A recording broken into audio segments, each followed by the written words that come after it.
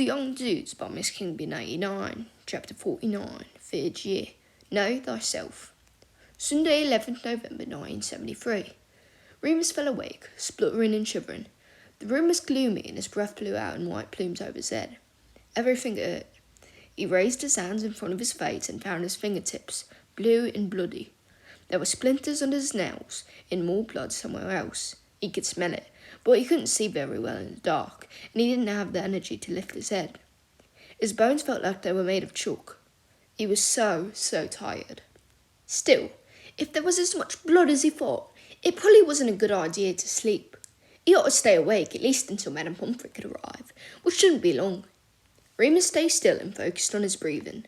There was a Gryffindor game on today as well, another thing he'd be missing. Not only that, but his friends would be too busy to visit. He turned his head and heaved. He hoped he wouldn't be sick. It was so embarrassing being sick. He didn't have his wand with him, so he couldn't clean it up. "Good morning, Remus," Madame Pomfrey finally entered the room. "Oh dear, a bit of a mess, eh?" He raised his head and promptly threw up. "I'm not sure I like all this reading you do," Madame Pomfrey tutted as she brought him a healing draught. "I know your studies are very important to you, but you need rest." "I slept all morning," he replied, "and I get so bored otherwise. Do you know how the Quidditch match went?" "I'm afraid I don't," the Medwitch smiled. "I'm sure Mr. Potter will be up here to tell you as soon as he can, though." It wasn't very likely if they'd won. There would be a victory party, and Remus had made James promise not to miss it on his account. He'd accepted the potion he was getting and swallowed it all without complaint. It was bitter, but he'd grown used to it now. He had to read, because if he didn't, he would have nothing to do at all except for think about his fresh scars. This month, the wolf had torn at his torso, which was better than his arms and face. At least he could hide the marks easier. Remus rarely undressed in front of anyone, even once the marauders had found out about his furry lip problem. No one but Madame Pomfrey had seen the true extent of the damage. Well, Sirius had, once, early second year, but neither of them had since acknowledged that strange encounter. Still, Remus wasn't naive, and he knew that one day, however far away it might be, someone wouldn't expect him to take his top off, at the very least. It didn't bear thinking about it. Perhaps he would just avoid girls forever. "Mr. Lupin!" A cheerful voice boomed across the hospital floor, making Remus jump. It was Professor Ferox, holding 2 large jars of clear liquid in his arms. "Oh, hello!" Remus gave a small wave. "Mitlap Essence promised, Poppy." The professor set down the jars.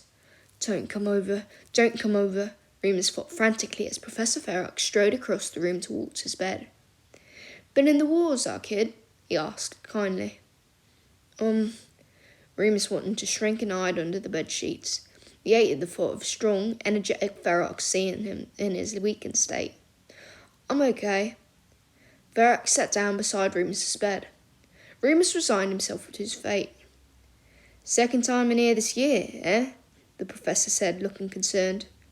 Remus nodded, even though it was his 3rd moon this term.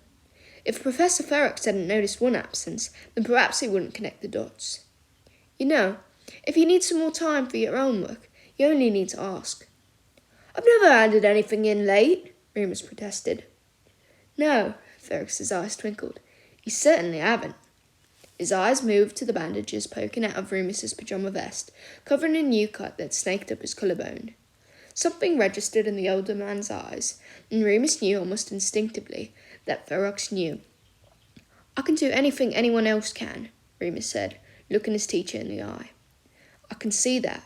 Ferox now eyed the pile of books on his bedside. "Are these all for school?" "Some of them," Remus replied. "Some are for fun. I like finding out new stuff. I like knowing stuff." "Yes, I can tell that from your essays." Ferox was smiling again, which made Remus relax a bit. "Do you fancy a career in caring for magical creatures? Or maybe something more like your father?" I hadn't thought about it," Remus lied. Ferox laughed. He tapped the book at the top of the pile. It was borrowed from Sirius, a Muggle philosophy book. "Know thyself, Remus," Ferox said. "Plato," Remus said quickly. Ferox laughed again, standing up. "Exactly." He ruffled Remus's hair before turning to leave. "I hope you feel better soon, Lupin. See you on Wednesday." It was all very cryptic, Remus thought, realising he'd been holding his breath for almost a minute as Ferrex left the room. He hadn't started Plato yet, only skimmed it. It wasn't the sort of thing he was usually interested in, but he'd committed to try a bit of everything. Secretly, he wanted to be able to show off to Sirius that he had read more books. Sirius hardly spent any time reading anymore. His single-minded mission to fulfill his role as the Black family black sheep meant that he had little time for anything other than causing trouble. He'd regret that one day, in Remus's opinion. Remus had seen plenty of boys at St. Edmund's trying to push their limits like that. The problem was, some limits weren't fences. Sometimes they were edges, with nothing on the other side. He healed pretty quickly, despite the brutal scarring, and Madame Pomfrey sent him back to Gryffindor Tower that evening with the understanding that he did nothing but rest. He walked slowly, as promised. When he finally reached the common room, he did not find the victory party he had expected, but rather a subdued atmosphere, and the marauders were nowhere to be seen. Remus furrowed his brow and headed up the stairs to find the bedroom also empty. Puzzled, he went back downstairs. Marlene and Mary were playing snap by the fireplace. "Hiya," he went over. "All right, Remus? Where have you been?" Mary asked, not looking up from her cards. "Been sick. Stomach bug. How was the game?" "We lost," Marlene sighed. "James was bloody brilliant as usual. I must have blocked at least 20 bludgers, but Ramsay caught the snitch at the wrong time." "Ah, sorry, McKinnon," Remus rubbed the back of his head. "That was odd. If they'd lost and there had been no party, then why hadn't the others come to see him?" He tried to ignore the stabbing feeling in his stomach. "You seen James since? Or Sirius or anyone?" "Nope," the girls said in unison. Marlene slammed down a card, then winced as it blew up. She looked up. "Want to play?" Nah. I still feel a bit funny. Gonna lie down. Thanks, though." He trudged back up the stairs, feeling an uncomfortable mix of anxiety and anger. He'd said they shouldn't put off celebrating just for him, but that didn't mean they didn't want to see him at all. They didn't have to leave him on his own like that, without so much as checking in to see if he was okay. For all they knew, he could be in the infirmary still, at death's door, and with no one but Madame Pomfrey for company. Were they bored of the whole thing? Was it less exciting now? Was he less exciting? Remus lay on his bed on top of the covers. He felt like he'd only been out of pyjamas for about an hour, and he didn't want to get back into them, no matter how tired he was. He considered reading, but he didn't have the energy. He could listen to a record, but that would mean getting up. In the end, he stayed put, lying in the dark with the curtains drawn. At St. Edmund's, before he could read, before he had magic or friends, Remus had grown used to boredom. He would make up stories in his head, run through song lyrics he had memorised, or try to come up with the longest words he had heard. Now, as he waited for sleep to come, Remus pondered on what Ferrex had said to him. Know thyself. He couldn't remember the context for Plato having said that. It had to mean know who you are. Remus knew all about his friends.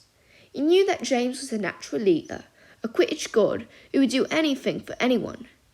Remus knew that even though they all teamed James for being infatuated with Lily, James had a clearer understanding of love than anyone, and if he said he was going to marry her one day, then he probably would. Remus knew that Peter was ashamed of his family, especially his older sister, who he'd once looked up to, and that fitting in meant more to him than anything else in the world.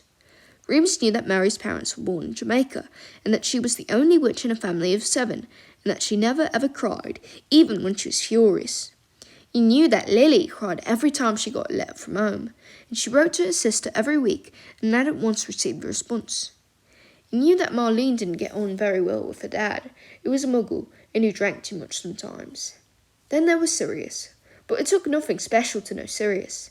He thought he was aloof and mysterious, but the truth was that Black wore his heart on his sleeve and kept nothing back. He felt everything so strongly, and his happiness was as chaotic as his misery. Sometimes he had to take a step back, in case he got dragged under his wheels. Who was Remus then? An orphan, but not quite? A wizard, but only half-blood? A monster, but not every day? What else was there? No need to flesh out supporting characters too much.